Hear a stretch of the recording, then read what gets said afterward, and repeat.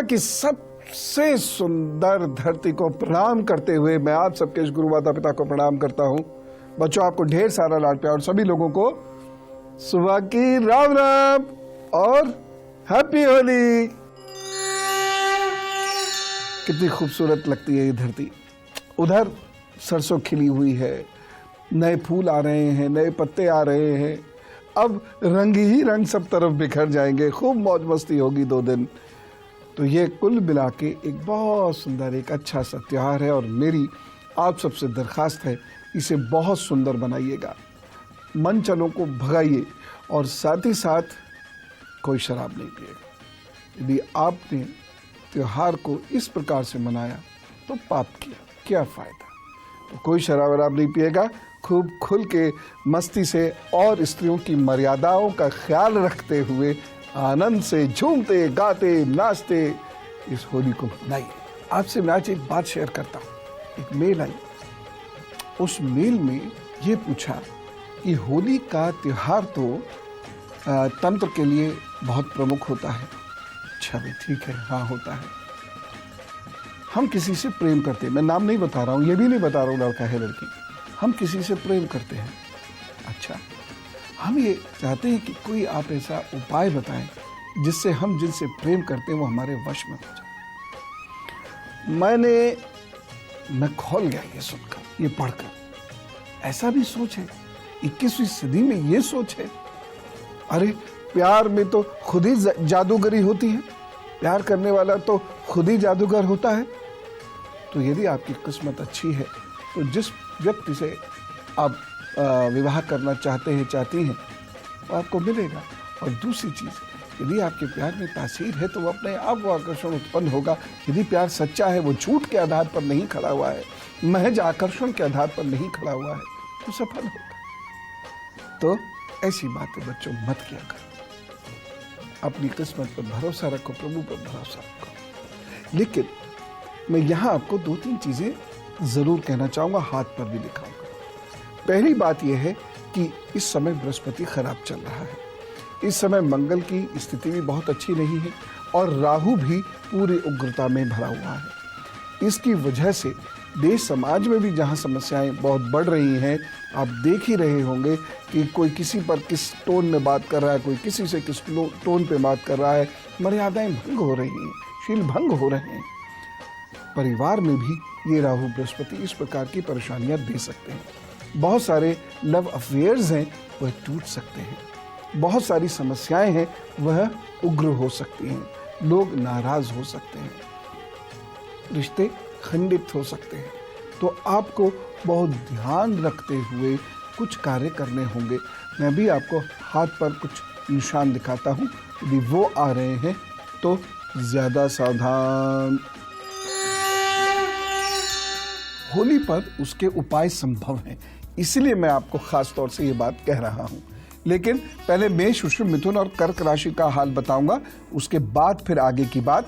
और उसमें भी एक खास बात ये मैं आपसे करूंगा कि जिन लोगों का अभी हाल में ही विवाह हुआ है या जिनकी ये पहली होली है या जिनका अभी ऐसा कोई संबंध स्थापित होना हो और संबंध तय हो गया हो, चाहे प्रेमवश तय हो गया हो, चाहे कोई सगाई वगैरह हो गई हो और अब ये होली पड़ रही हो, तो ज़रूर कुछ उपाय कर लीजिएगा।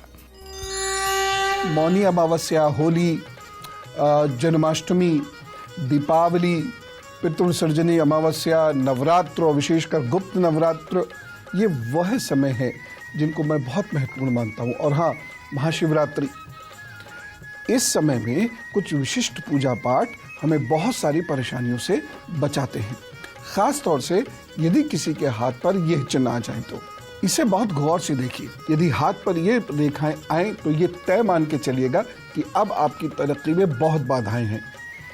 आप होते रहे कितने भी इंटेलिजेंट, आप होते रहे कितने भी कर्मठ, लेकिन हाथ पर ये रेखाएं आ गई, इस प्रकार से ये रेखाएं आ गई, काट रही हैं आपकी जीवन रेखा को या भाग्य रेखा को, बार्स भी कहते हैं, तो ये तय मान के चलिएगा कि अब बहुत सारी बाधाओं का सामना आपको करना पड़ेगा। बहुत सारी चीज़ें आपसे छूट जाएंगी, चाहे वो रिश्ते हो, चाहे वो नौकरी हो, बिजनेस हो, घर की कोई समस्या हो, वह आपके सर पर बोझ बनकर बैठ जाएगी, जिसकी वजह से आपकी तरक्की रुक जाएगी। लेकिन इस होली में एक उपाय करना है, और उपाय करने के बाद ये चीज़ें ठीक होंगी। और आप देखिएगा कि यदि आपने मन से ये उपाय किया है, क्योंकि पूजा में या उपाय में बाकी चीज़ों की इतनी महत्ता नहीं होती जितनी महत्ता आपकी एकाग्रचित्तता की होती है, जितनी महत्ता आपके मन की, आपके समर्पण की होती है। तो आज शाम को क्या करना है, मैं आपको होली का जो वक्त बताऊंगा, एग्जैक्टली उसी ही वक्त ये करना है, उसके आगे पीछे करने से कोई लाभ नहीं। अब कर पाएँ तो, ना कर पाएँ तो, उसमें कोई कुछ नहीं कर सकता है। उसी ही वक्त में ये उपाय आपको करना होगा। उपाय क्या है, नोट कीजिए आप।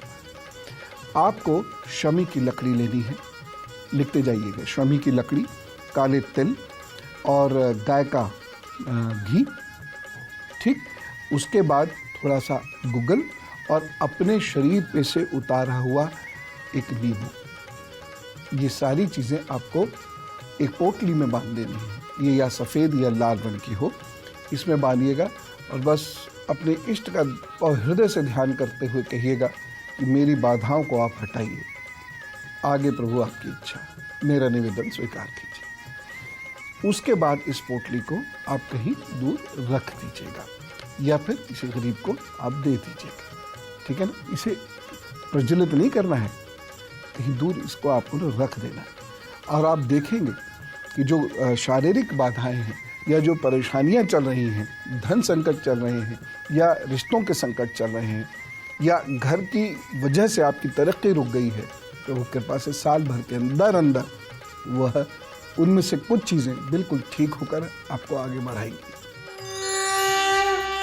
आप तो जानते ही आजकल लोग धोखा बहुत देते हैं। हमसे भी जाने अनजाने में गलती हो सकती है। इसका मतलब ये नहीं है कि हम तो कोई गलत काम कर ही नहीं सकते, सारी दुनिया ही हमारे विरुद्ध गलत काम करती है, हम भी करते हैं। लेकिन इस धोखाधड़ी से बहुत नुकसान होते हैं और आप देखिएगा आने वाले 1.5-2 वर्षों में आर्थिक धोखाधड़ी बहुत ज़्यादा बढ़ेगी, जालसाजी बहुत ज़्यादा बढ़ेगी। यद्यपि सरकारें अपना काम करेंगी, लेकिन आपको भी थोड़ा सा अलर्ट रहना होगा, ख़ास तौर से जब हाथ पे ये रेखाएं आ रही हों।